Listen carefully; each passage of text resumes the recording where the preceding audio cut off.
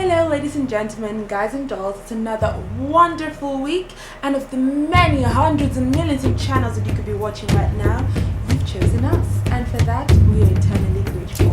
I'm your host La Chichimambo, and this week we will be discussing 5 tips that you must know when traveling within West Africa.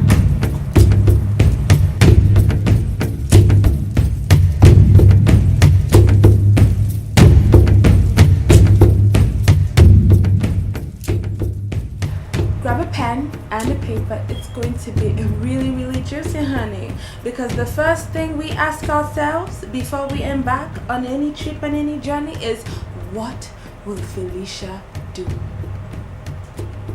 Because you know that we like to travel, honey. So grab a pen, a paper, and perhaps some tea to sip while you're right, honey. Let's go. Tip number 1.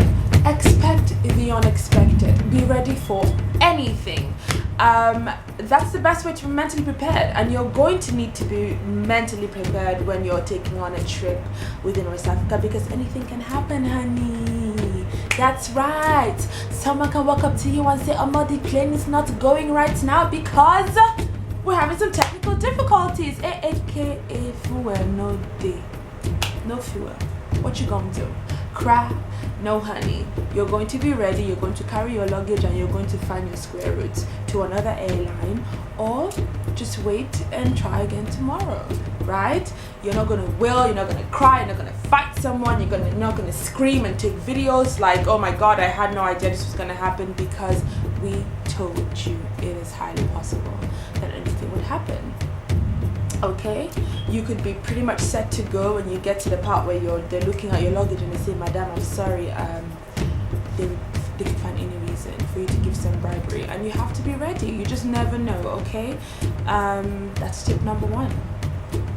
Tip number 2, and we're not trying to be negative here, I'm just really trying to be clear and honest with you, given my experience and the experience of so many people that have traveled within West Africa and have had issues.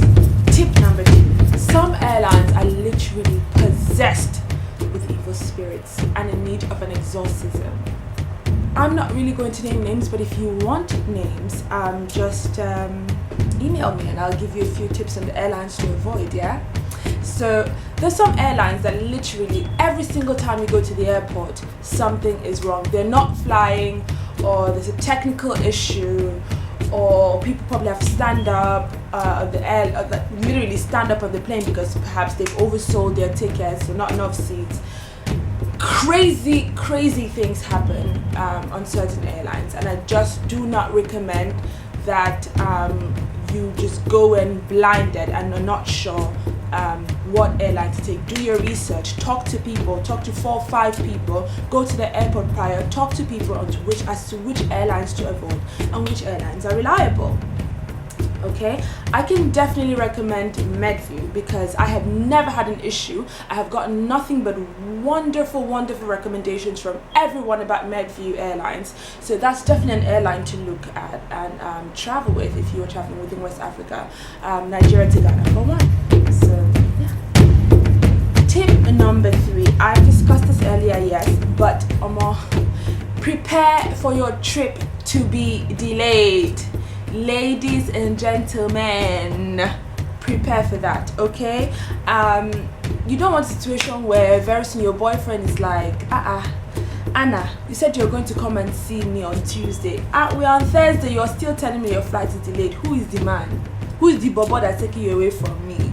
Okay, like, these things happen all the time. Okay, there could be 1,000,001 reasons for them to simply say, "Madam, your flight has been delayed. It's been delayed 1 hour, 2 hours, 3 hours. Oh, sorry, miss airline, there's no flight leaving today."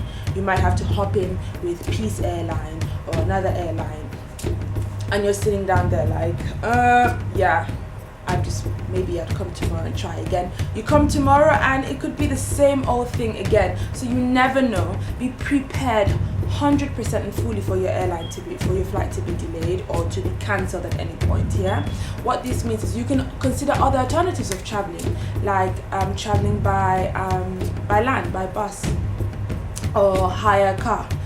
But traveling by land has its own risks as well, so you have to be prepared mentally, even spiritually for it.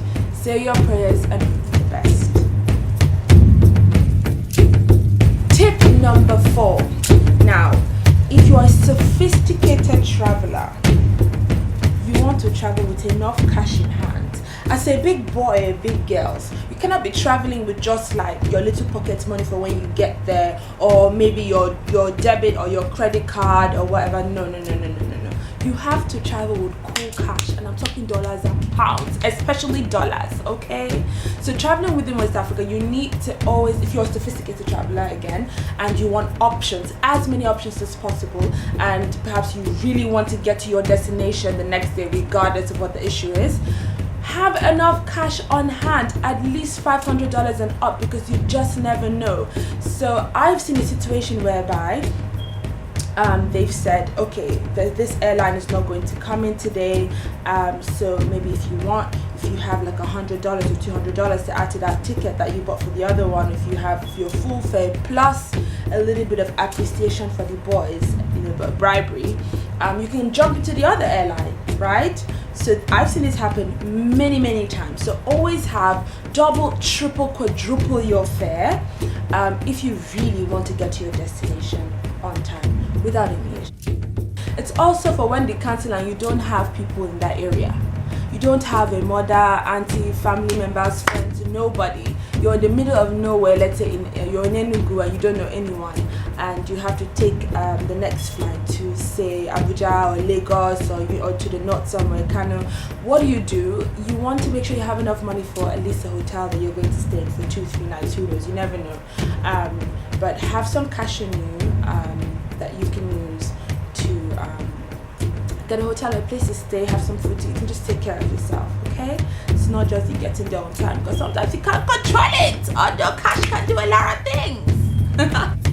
Last but not least is the 5th tip for traveling within West Africa. You have to dress sharply, okay? Clean and sharp. Listen, you don't want to look like, I don't know, like a highway prostitute. You don't want to look like 50 Cent's cousin. You want to look sharp, you want to look clean, you want to look your age. You want to have a very cool, calm, collected, and very happy and pleasant demeanor. You want to be able to be approached by people, have good conversation. You might just meet your next boss, your next business opportunity, your next employee. You might just meet your next bobo or your next girlfriend. So you have to be ready. You don't want to look at you and be like, see this guy, he thinks it's all that. I can't even approach him. By the time I say 1-2 things right now, he will just tell me about my life, right? Or look at this one, he looks horrible. I hope he doesn't talk to me or sit next to me, right? Or see this one, I just passed by him, see the smell. You want to smell fresh, you want to smell clean, you want to look presentable, and you want to look approachable. Have a very good attitude, smile at people, okay? And you never know what you're going to get, but it's probably going to be something really good. So those are my 5 tips for traveling within West Africa. I wish I had someone to lay those out for me when I first decided to embark on a series of trips while I was in West Africa a few months ago. And so I hope this works for you. And yeah, I'll see you guys next week for another vlog on the editor's lifestyle guide. Ciao. Step number 2 is understand the circumstances that trigger this bad habit, right? So I'm going to give you an example. Let's say every single time I have food on my plate, for every meal, I have to accompany every meal with some television.